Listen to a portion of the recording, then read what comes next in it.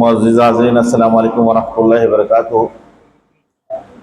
पहले तो बहुत माज़रत है हम लोग की थोड़ा ताख़ीर से आए, किन्हीं वजूहात से थोड़ी देर हो गई।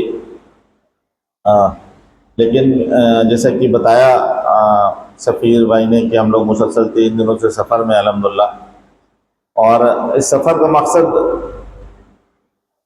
एक ख़ास मकसद से निकले हुए हैं कि अल्हम्दुलिल्लाह, जैसे कि आप बैनर में पीछे देख भी रहे होंगे कि 25 साल के रोड मैप का जिक्र किया गया है वहाँ पे कि एमपी एक 25 साल के रोड मैप पे काम कर रही है। This is a 25 year road map for economic and educational development of Muslims of India. Association of Muslim professionals के बारे में अभी यहाँ के चैप्टर हेड हैं सफीरुद्दीन भाई ने आपको थोड़ा बताया है, लेकिन एमपी इसके अलावा भी अल्हम्दुलिल्लाह बहुत ही बड़े पैमाने पर काम कर रही है। क्योंकि जब हम 25 साल के रोड मैप की बात करते हैं कि वो भी मुस्लिम कम्युनिटी ऑफ इंडिया की जब बात करते हैं, तो एक जहन में सवाल ज़रूर आता है कि भाई इतने 25 साल की आप बात कर रहे हैं, तो एक तंजीम अगर वो काम कर रही है तो क्या वो तंजीम उस काम करने को लायक है? उस तंजीम के पास उतना तजुर्बा है या उस तंजीम के पास उतना बड़ा नेटवर्क है कि वो तंजीम वो काम कर सकती है और क्यों करना चाहती है?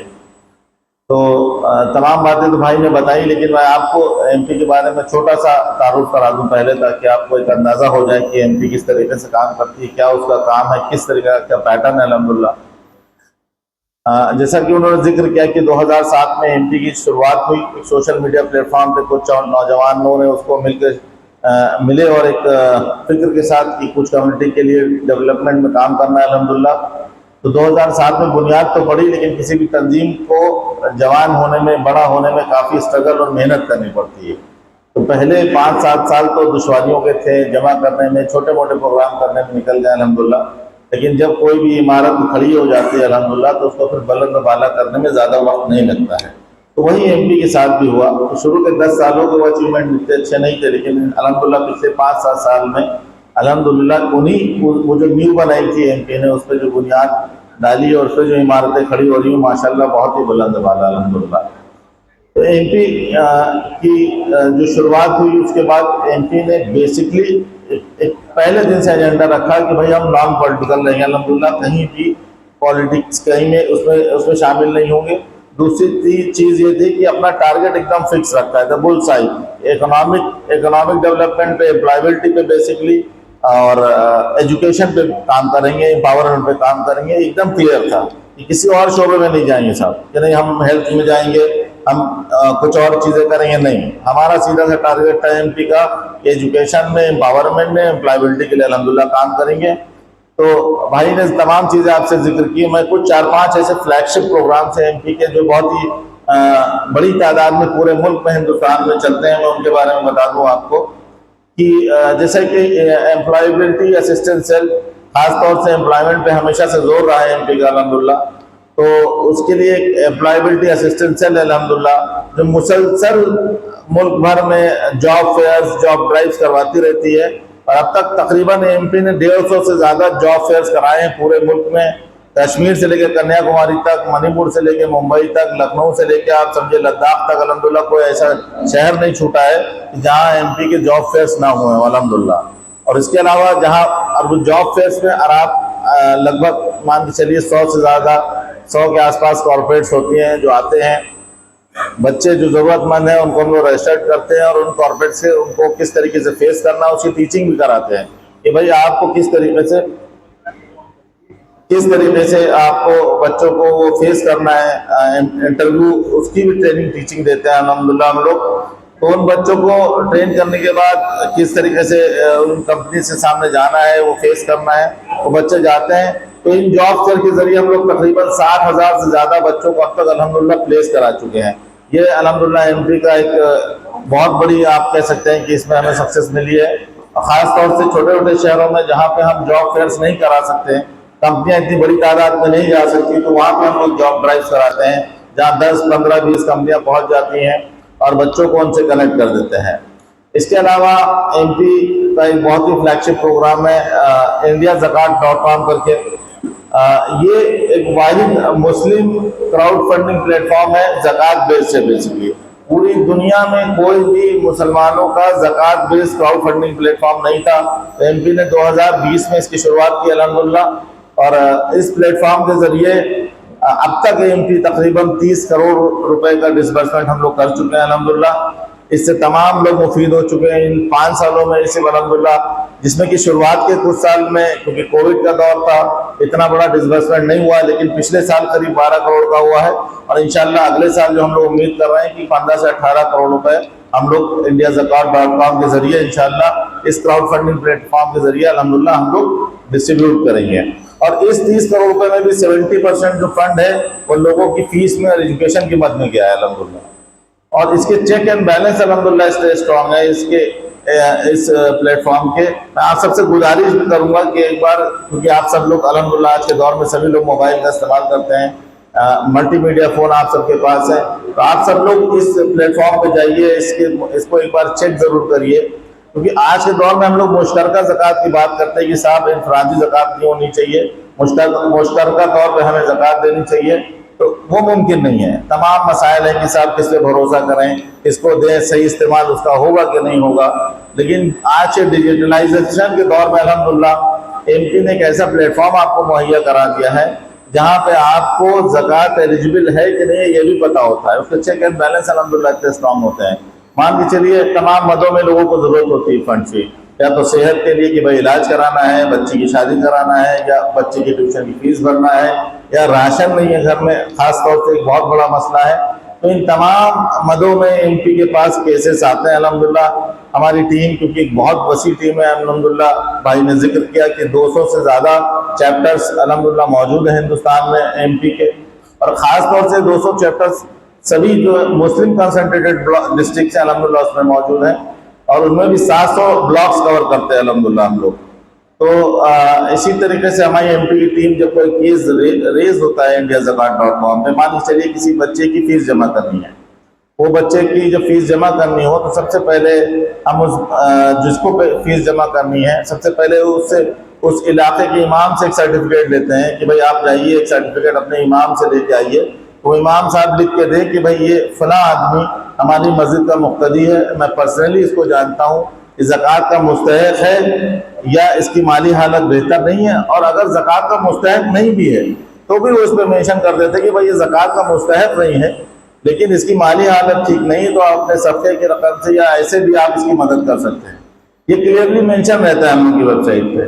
तो जब वो सर्टिफिकेट इमाम साहब कहा जाता है, किस मस्जिद के इमाम साहब हैं, कहाँ के वो जहाँ के मुक्तदी होते हैं, उनका फ़ोन नंबर, उनकी सारी डिटेल उसमें मेंशन रहती है। वो सर्टिफिकेट हम लेते हैं और बाकायदा वेबसाइट पर अपलोड करते हैं, ताकि अगर कोई कंफर्म करना चाहे डोनर तो डायरेक्ट इमाम साहब से बात कर ले, उनका फ़ोन नंबर भी उसमें रहता है। हमारी टीम एक बार उसको वेरीफाई करती है, लेकिन फिर भी हम सारी चीज़ें उस पर मेंशन कर देते हैं। अब मान के चलिए फीस के लिए, तो भाई किस स्कूल से आपकी फीस बाकी है उस स्कूल से आप रिटर्न लेके आइए, वो रिटर्न पेपर में ला के देता है, प्लस वो फीस भी उस बच्चे को नहीं जाती है ना, उसके पेरेंट्स को देते हैं, आप बाकायदा डायरेक्ट स्कूल को अल्हम्दुलिल्लाह को देते हैं, ट्रांसफर उस स्कूल को करते हैं, अकाउंट नंबर आपको उस स्कूल का मिलेगा उसमें।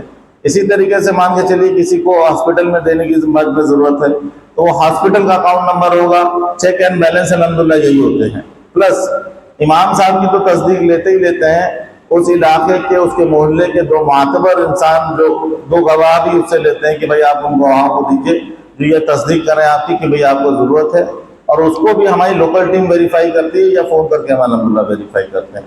तो इस वजह से तकरीबन 30,000 लोगों ने इन 5 सालों में 90,000 बार डोनेशन करके 30 करोड़ रुपए जो अल्हम्दुलिल्लाह हमने डिसबर्स किए हैं इंडिया ज़कात के प्लेटफॉर्म पे। और इंशाअल्लाह क्योंकि अब लोगों को इसके बारे में पता चल रहा है, 30 करोड़ या 15 करोड़ या 20 करोड़ तो बहुत मामूली रकम है, यकीन जानिए जैसे जैसे ये एक ऐसा वाहिद डिजिटल प्लेटफॉर्म है कि अल्लाह ने चाहा तो एक दिन इससे हर साल 200 करोड़ रुपए का भी इंशाअल्लाह हम लोग डिसबर्समेंट करेंगे, और वो दिन दूर नहीं है इंशाअल्लाह। दूसरा चीज़ एक ही कि एम्प्लॉयबिलिटी पे तो हम लोग काम करते हैं, सपोर्ट पे भी काम करते हैं अल्हम्दुलिल्लाह, लेकिन जो एक एजुकेशन पे बहुत बड़ा एमपी का काम है, तो हम लोग का एक नेशनल टैलेंट सर्च करके एग्ज़ाम होता है। ये भी एक यूनिक प्रोग्राम है अल्हम्दुलिल्लाह, कोई पूरे मुल्क में अब तक किसी ने ऐसा नहीं किया था। तो 5 साल पहले एमपी ने जो हिंदुस्तान के तमाम बड़े बड़े इदारे हैं जो नीट आईटी की प्रिपरेशन कराते हैं, तो तमाम इंजीनियरिंग कॉलेजेस हैं उसमें, बहुत से छोटे इंस्टीट्यूट्स हैं, पॉलिटेक्निक्स वगैरह भी हैं अल्हम्दुलिल्लाह, उनको मतलब जो बड़े यूनिवर्सिटीज़ हैं, पॉलिटेक्निक के कोर्सेज चलाते हैं, उनको हमने जमा किया। उनसे ये कहा कि भाई आप 20,000 बच्चा, 15,000 बच्चा पढ़ा रहे हैं पूरे मुल्क में, आप ये बताइए कि अगर हम आपको अपनी कम्युनिटी के अच्छे बच्चे जो कि टैलेंटेड लॉट है अल्हम्दुलिल्लाह, अगर वो देंगे तो आप कितने बच्चों को फ्री में पढ़ाएंगे। हर आदमी इसने अल्हम्दुलिल्लाह उस पर लब्बैक कहा और इस तरीके से तमाम 50 टॉप के जो हिंदुस्तान के इंस्टीट्यूट हैं उनको एक प्लेटफॉर्म के लाने के बाद हमने तकरीबन 2,000 सीट्स ऐसी थी जो कि फ्री सीट्स थी। पहली बार हम लोगों ने सबसे कमिटमेंट किया कि आप सब 2,000 सीट देंगे इंशाल्लाह। किसी ने 100 सीट दी, किसी ने 50 सीट दी, किसी ने 200 सीट भी दी अल्हम्दुलिल्लाह। इस तरीके से 2,000 सीट्स हम लोगों ने फ्री सीट्स ली और वो पूरी तरीके से फ्री थी कि मतलब रेजिडेंशियल अगर बच्चा रहने भी जा रहा है तो रहना, खाना, पीना, टीचिंग वगैरह सब फ्री थी उसकी। तो पहली बार 2020 में हम लोगों ने किया था और इस बार 2025 में उसकी 5वीं बार हम लोग करने जा रहे हैं अल्हम्दुलिल्लाह। और क्योंकि पहले 3 साल वो ऑनलाइन मोड में था, लेकिन पिछले 2 सालों से हम उसे ऑफलाइन मोड में अल्हम्दुलिल्लाह कर रहे हैं। पिछले साल भी करीब 85,000 बच्चों ने ऑफलाइन मोड में पूरे हिंदुस्तान में एग्जाम दिया था। 85,000 बच्चों ने एक दिन में दिया था। 950 से ज्यादा सेंटर्स हमने पूरे हिंदुस्तान में बनाए थे। 400 से ज्यादा अजला कवर किए थे अल्हम्दुलिल्लाह पूरे हिंदुस्तान के। और इस बार इंशाल्लाह उम्मीद है कि हम 1200 से ज्यादा सेंटर बनाएंगे। 2 लाख से ज्यादा बच्चे इंशाल्लाह इस बार एग्जाम देंगे, ऐसी हमारी उम्मीद है इस बार एनटीएस में। तो आप सब लोग भी एमपी के एक यूनिक प्रोग्राम है। आपके आसपास जो भी बच्चा है, आपके पड़ोस में रहता हो, आपके मोहल्ले में रहता हो, जहाँ आप कारोबार करते हो शायद वहां पे रहता हो, आपके घर में कोई काम करने वाला आता है, कोई साथ में कोई काम करने वाला है, आप ऑफिस में काम करते हैं, वहां पे आपके साथियों को इत्तला करें कि कोई भी कम्युनिटी का बच्चा जो 9, 10, 11, 12 में पढ़ रहा है या ग्रेजुएशन कर चुका है अल्हम्दुलिल्लाह, उसमें कुछ कोर्सेज ग्रेजुएशन के बाद के भी हैं, कि कम से कम एनटीएस का, नेशनल टैलेंट सर्च का एग्जाम तो जरूर दे। हो सकता है कि मुस्तहिक बच्चा ना हो, लोग कि नहीं साहब गरीब बच्चा है तभी देगा, नहीं, वो बहुत ही अल्हम्दुलिल्लाह एफिलेंट क्लास का भी बच्चा है तब भी, क्योंकि टैलेंट सर्च एग्जाम्स होते हैं भाई। जितने भी इंडिया में बड़े टैलेंट सर्च होते हैं, चाहे वो इंग्लिश का टैलेंट सर्च हो, मैथमेटिक्स ओलंपियाड हो या फिर साइंस के टैलेंट सर्च एग्जाम हो, तो इसलिए नहीं देते बच्चे एफिलेंट क्लास घर के बच्चे कि उनको पैसे की जरूरत है। वो इसलिए देते हैं कि कम से कम कि उनको कहाँ पे वो स्टैंड कर रहे हैं, एक कॉम्पिटिटिव स्किल उनमें डेवलप हो, कि बच्चे का लेवल क्या है ये चेक करने के लिए भी देते हैं। तो जब आप बच्चों में कंपटीशन का माहौल बनाएंगे, उनमें स्पिरिट पैदा करेंगे, तभी वो आगे चल के जो रियल वर्ल्ड में तमाम इम्तिहानात हैं उनका सामना करने में उनको बहुत आसानी होगी और उनको एक तजुर्बा मिलेगा कि भाई एग्जाम हमें कैसे देना है। तो कोशिश करें कि आपके आसपास का, आपकी बस्ती का, आपके आसपास के जो स्कूल है उनको इसमें जोड़ें, उनसे शमूलत उसमें इनकी करवाएं उन बच्चों की। एनटीएस में जरूर पार्टिसिपेट करें और एक बहुत ही यूनिक प्रोग्राम है अल्हम्दुलिल्लाह। और कोई अगर बच्चा टैलेंटेड है और उसके पास माली जराए नहीं है, फाइनेंशियली वीक है, तो अल्हम्दुलिल्लाह तो यकीन जानिए कि फिर उसको ये जो फ्री सीट्स हैं अल्हम्दुलिल्लाह, वो तो उसमें अल्हम्दुलिल्लाह कि उसको ये नहीं होगा कि कोई बच्चा बिना पैसे की कमी की वजह से टैलेंटेड बच्चा छूट जाए। ये एनटीएस का एकदम बेसिक मकसद है अल्हम्दुलिल्लाह। आने वाले करीब 2-3 साल में जहां तक हम लोग इसको देख रहे हैं कि जिस तरीके से प्रोग्रेस किया है पिछले 2-3 सालों में एनटीएस ने, कोशिश एमपी की ये है कि 5 साल में या 4 साल में हम इसको इस मुकाम पे पहुंचा दें कि हिंदुस्तान के किसी भी गोशे का, किसी भी कोने में कोई बच्चा इस वजह से पढ़ाई से या कॉम्पिटिटिव एग्जाम से महरूम न रह जाए कि भाई फाइनेंशियल सी प्रॉब्लम थी अल्हम्दुलिल्लाह उसको। तीसरा एक बहुत बड़ा प्रोग्राम जो हम लोग का चलता है वो है एनजीओ कनेक्ट। एमपी के साथ करीब शुरू से ही उसके एजेंडे में था कि जो भी सोशल ऑर्गेनाइजेशन है अल्हम्दुलिल्लाह जो काम कर रही हैं उनको किस तरीके से अपने साथ जोड़ें। तो तकरीबन 8,000 से ज़्यादा एनजीओज एमपी के साथ कनेक्ट हैं इस वक्त। 8,000 से ज़्यादा एनजीओज को हमने अपने जो ये सारे प्रोग्राम से इनसे कनेक्ट करके रखा हुआ है।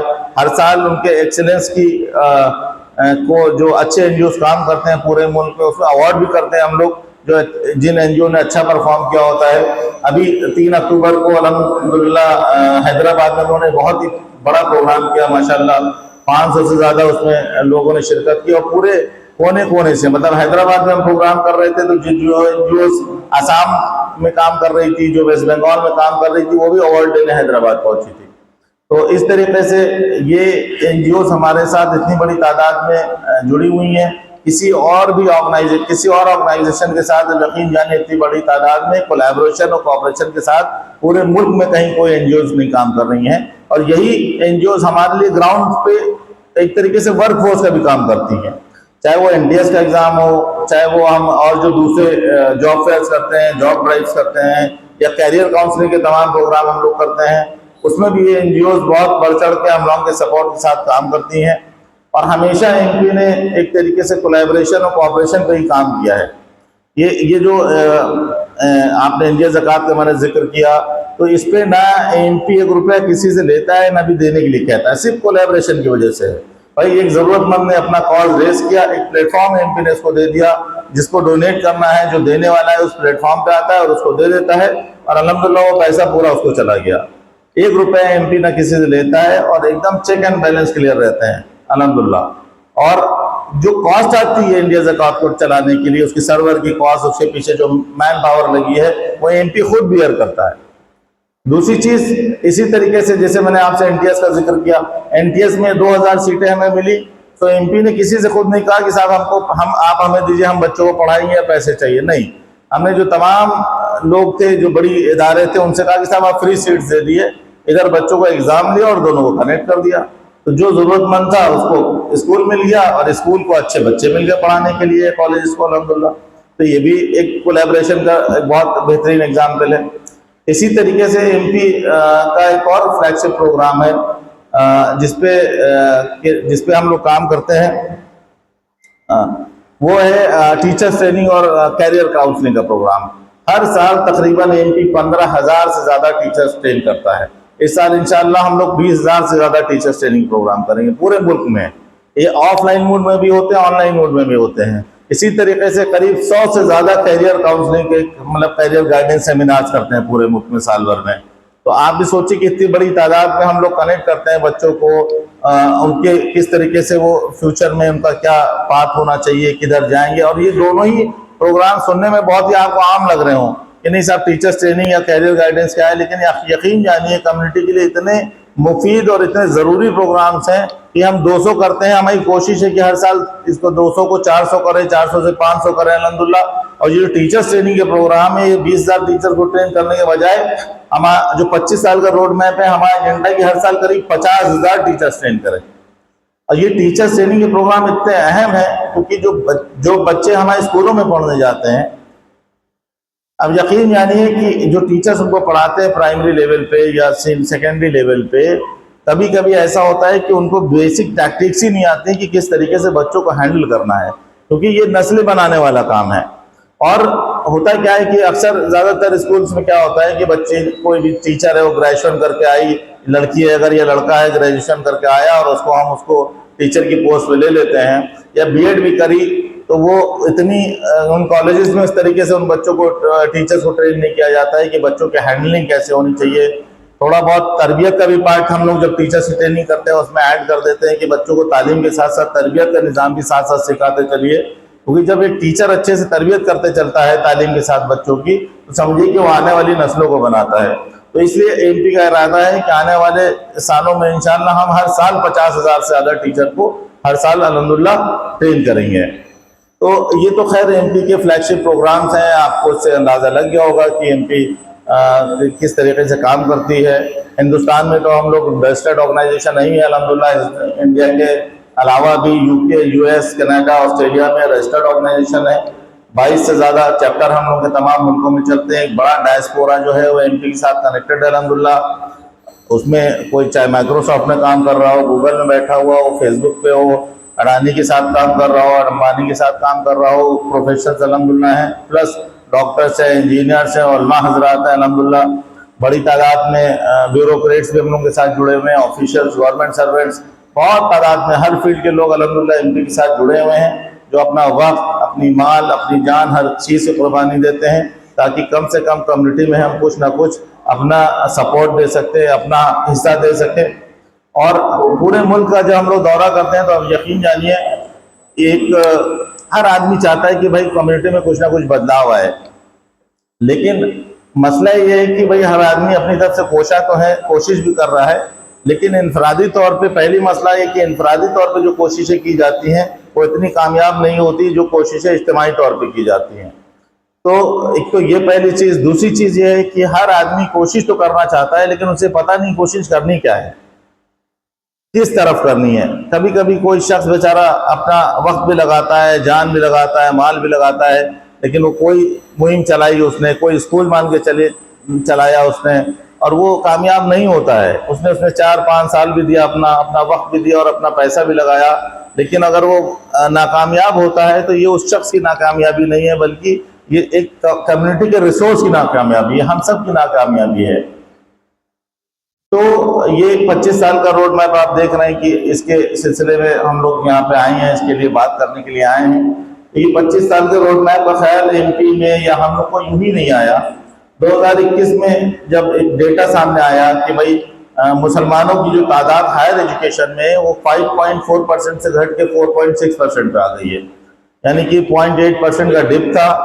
और जो दलित्स की भी अगर देखेंगे, एससी क्लास की भी जो हायर एजुकेशन में पार्टिसिपेशन है वो 8.5% का है, यानी कि उससे भी बदतरीन हमारे हालात थे हायर एजुकेशन में। तो तमाम 21 और 22 के दरमियान, क्योंकि कोविड का भी वक्त था, लेकिन तब भी तमाम अखबारात में उसके एडिटोरियल्स आए, बहुत लोगों ने बोलना शुरू किया, आलमी लेवल पे भी बोले, टाइम्स ऑफ इंडिया से लेके उर्दू अखबारात में भी लोगों ने लिखना शुरू किया। लेकिन ये हुआ कि भाई उसको चेंज करने के लिए क्या करना चाहिए, भाई ये पर्सोना, ये डेटा, डेमोग्राफिक डेटा में कैसे चेंज लाएंगे हम लोग। तो एमपी ने कुछ कोशिशें शुरू की। तो हिंदुस्तान के बड़े एजुकेशनिस्ट हैं, पॉलिसी मेकर्स हैं, अल्हम्दुलिल्लाह जो बड़े इकोनॉमिस्ट हैं, अल्हम्दुलिल्लाह उन सबको एक प्लेटफॉर्म पे जमा किया।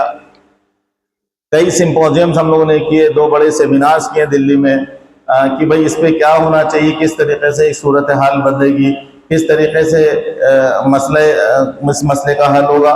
तो जब हम लोग ये सारे डिस्कशन कर रहे थे, तो ये तो एक तो हायर एजुकेशन में ड्रॉप आउट का मसला तो पता ही चला, लेकिन ये पता चला और डेटा जब सामने आया कि भाई 70% बच्चे तो प्राइमरी एजुकेशन में ही नहीं रजिस्टर्ड करते हम लोगों के, जो कि इंडिया का जो नेशनल एवरेज है उससे काफ़ी कम है। मतलब 24% के आसपास नेशनल एवरेज, और 30% मुसलमानों के बच्चे प्राइमरी एजुकेशन में नहीं जाते हैं। प्लस जो दूसरी सबसे बड़ी प्रॉब्लम ये थी कि भाई प्राइमरी एजुकेशन में रजिस्टर्ड तो कर दिया है, लेकिन वो सेकेंडरी एजुकेशन के तक आते आते 24% बच्चे वहाँ से ड्रॉप आउट हो जाते हैं।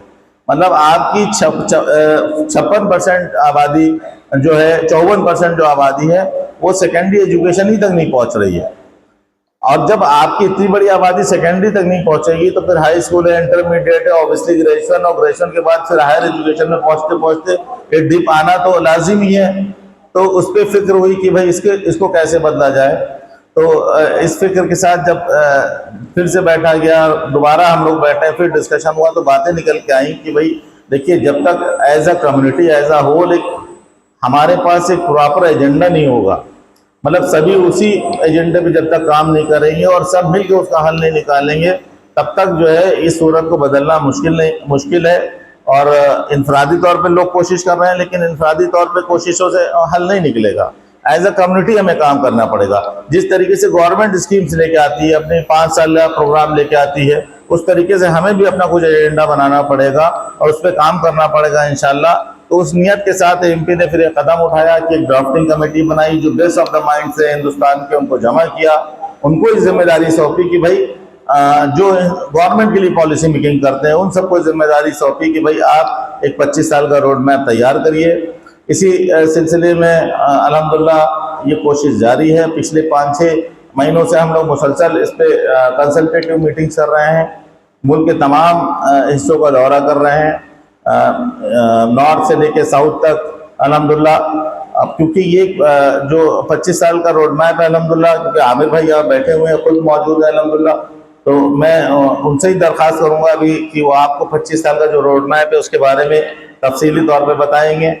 बेसिकली मेरा जो एमपी के बारे में मैंने आपको बताया कि आपको एक अंदाज़ा हो जाए कि एमपी किस तरीके से काम करती है और किस बड़े पैमाने पे काम कर रही है। एनजीओ का मैंने अभी आपसे जिक्र किया था, तो एनजीओ कॉन्फ्रेंस एक मुनक़िद हो रही है लखनऊ में 15-16 नवंबर को, इसी 15-16 नवंबर को अगले महीने। तो मैं आप सबको दावत भी देता हूँ कि आप सब लोग लखनऊ में इस 2 दिन की एनजीओ कॉन्फ्रेंस में ज़रूर आएँ। जो लोग स्कूल रन कर रहे हैं, जो लोग सोशल एक्सीलेंस में काम कर रहे हैं, जो एनजीओज चला रहे हैं या मदारिस जो रन कर रहे हैं, अल्हम्दुलिल्लाह अगर आप लोग सब इस फील्ड से जुड़े हुए हैं तो इस 2 दिन की एनजीओ कॉन्फ्रेंस को ज़रूर अटेंड करिए। वहाँ पे कोऑपरेशन कोलैबोरेशन पे कैसे काम होता है, 1000 से ज़्यादा एनजीओज हम पूरे मुल्क से कॉल कर रहे हैं। हिंदुस्तान के तमाम बड़े जो दानिश्वर हैं, जो इस फील्ड के एक्सपर्ट्स हैं, माहिरीन हैं, 50 से ज़्यादा उनको हम अल्हम्दुलिल्लाह उसमें कॉल कर रहे हैं। 12 से ज़्यादा सेशन रखे हैं इन 2 दिनों के प्रोग्राम में। तो आप सब लोग 15-16 नवंबर को जो भी इस फील्ड से जुड़े हुए लोग हैं, आप ज़रूर तशरीफ़ लाएँ उसमें, तब आपको समझ में आएगा किस तरीके से काम करना है। या जो इस फील्ड के नहीं हैं और फिर भी चाहते हैं कि एक दिल में उनमें जोश है, बलबला है कि हम कम्युनिटी के लिए क्या कर सकते हैं, तो भी आप आइए, बहुत कुछ सीखने सिखाने का इंशाल्लाह मौका मिलेगा। 2 दिन की कॉन्फ्रेंस है, सैटरडे संडे का दिन है। तो ये मेरी लखनऊ से, क्योंकि मैं वाबस्तगी और हम ही लोग मेज़बानी कर रहे हैं इंशाल्लाह, तो हमारी पूरी कोशिश रहेगी कि आप लोग आएँ और एक हम लोग अच्छे मेहमान भी साबित हों, और इसको ज़रूर आप अटेंड करें। प्लस 25 साल के रोड मैप की जो सूरत है, मैं आमिर भाई से दरख्वास्त करूँगा कि वो आपको उसमें तफसील से उसके बारे में बताएंगे अल्हम्दुलिल्लाह। बहुत बहुत शुक्रिया। अस्सलाम वालेकुम व रहमतुल्लाहि व बरकातहू।